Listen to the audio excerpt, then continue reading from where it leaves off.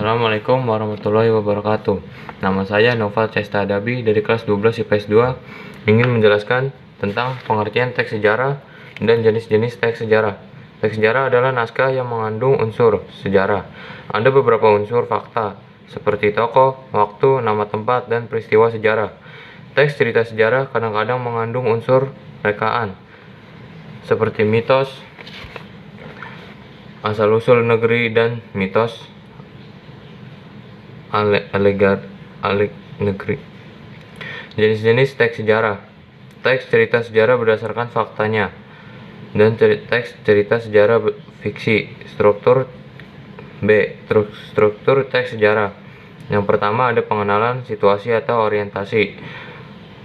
Pengarang memperkenalkan para tokoh, adegan, dan memperkenalkan setting dalam cerita, baik waktu, tempat peristiwa, maupun suasananya. Yang kedua ada pengungkapan peristiwa. Disajikan peristiwa awal yang menimbulkan berbagai masalah. Yang ketiga ada konflik. Terjadi penguatan perhatian, bisa berupa kegembiraan, kehebohan, ataupun keterlibatan tokoh. Yang keempat ada puncak konflik.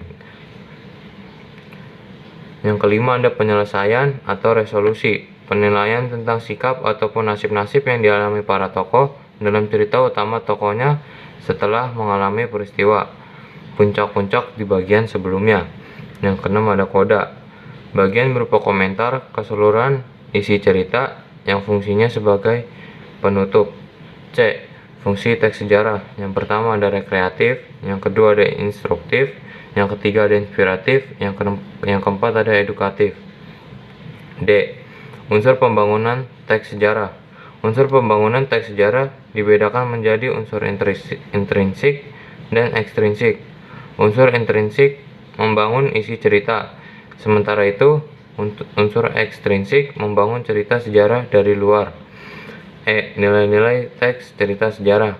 Yang pertama ada nilai budaya, yaitu nilai yang dapat memberikan atau mengandung hubungan yang mendalam dalam suatu masyarakat, peradaban, atau kebudayaan.